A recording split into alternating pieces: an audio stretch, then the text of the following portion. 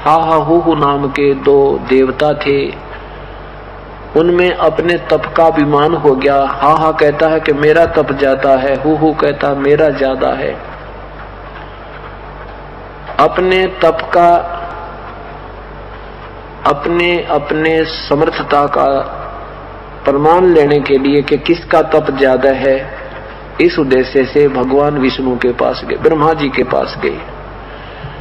ब्रह्मा जी से कहा कि आप हमारा फैसला कीजिए, मेरा तप ज्यादा है या इसका ज्यादा है। ब्रह्मा जी ने सोचा कि एक को तो कहना ही पड़ेगा इसका ठीक को नहीं। अर्जुन से कहने कह दिया कि भाई इसका तप ठीक पूरा, इसका कम है, इसका ज्यादा है, तो ये तो सर्प जैसे होते हैं सिद्ध पुरुष, ये तपस्वी, इनमें तपस्या से सिद्धियां आ जाती हैं।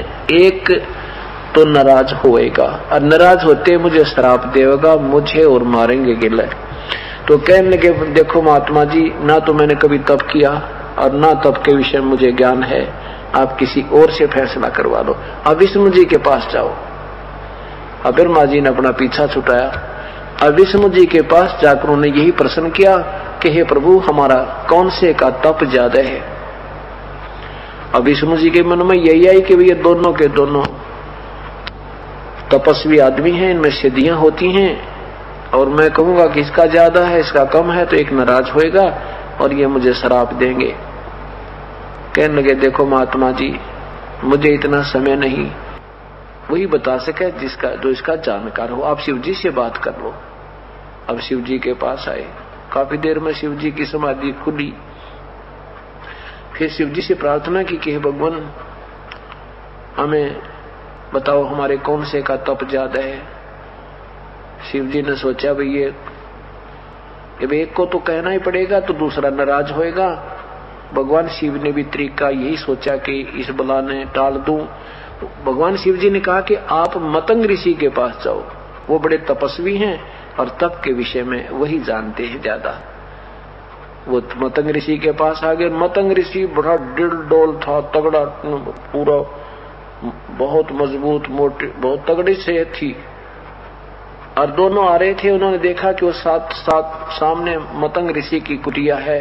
मतंग ऋषि बाहर एक वृक्ष के नीचे बैठे हैं, पूरी पाड़ की पाड़, लंबे चौड़े तगड़े।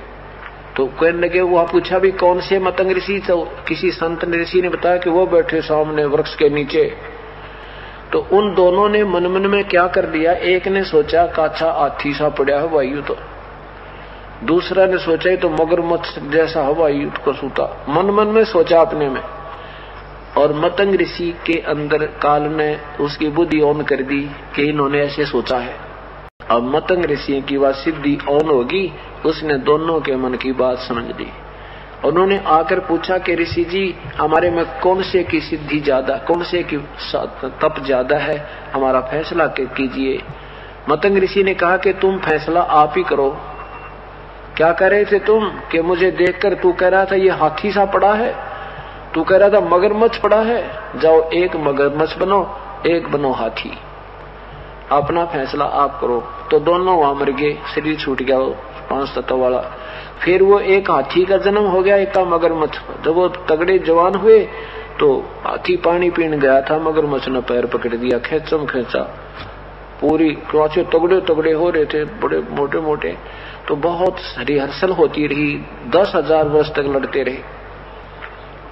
अंत में मगरमच्छ ने हाथी को खींच लिया, और हाथी जब मरते, जब बिल्कुल सूंड थोड़ा सा शेष रह गया, पानी घुसनते हैं, इतना दरिया में गहरा ले गया मगरमच्छ।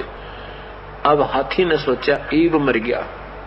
पहले तो अपने हांगे की बड़की चला रहे थे, अपनी शक्ति से अपना फैसला कर रहे थे। फिर हाथी ने याद किया, हे राम, आधा मतलब आधा अक्षर ही बोला था, मरते हुए ने याद किया रा। इसको ररंकार धुन कहते हैं। कहते तभी परमात्मा ने आके उनका छुटकारा करा दिया, और दोनों को जो है वहां से उसको हाथी मगरमच्छ के माथे में वो मारा सुदर्शन चक्र, मगरमच्छ ने वो पैर छोड़ दिया हाथी का, हाथी बाहर निकल गया। तो भगवान ने कहा कि चल भाई हाथी यानी हाथी वाली आत्मा जो हा हा हु वाले थे, हा हा हाथी बना था, हु मगरमच्छ, के चल भाई हा हा तू स्वर्ग में। मगरमच्छ कहने लगे है भगवान हु वाली आत्मा के मालिक ये तो हमारी दोनों की बराबर की लड़ाई थी, ये तो 751 का मुकदमा था, ये किस लिए स्वर्ग जा रहा है और मुझे क्यों नहीं ले जाया जा रहा। विष्णु जी ने कहा कि भाई इसने मुझे याद किया है, कति हृदय है, कति रोते हुए याद किया मेरे को, इसलिए मैं इसको लेने आया हूं। तो मगरमच्छ ने कहा कि हे भगवान जैसे ये आपको याद कर रहा था ना मरता हुआ, तो मुझे मैं भी ऐसी करुणा से आपको याद कर रहा था, बेशक मैं मानवश नहीं छोड़ रहा था इसे, पर आपकी याद मुझे भी ऐसे आ रही थी।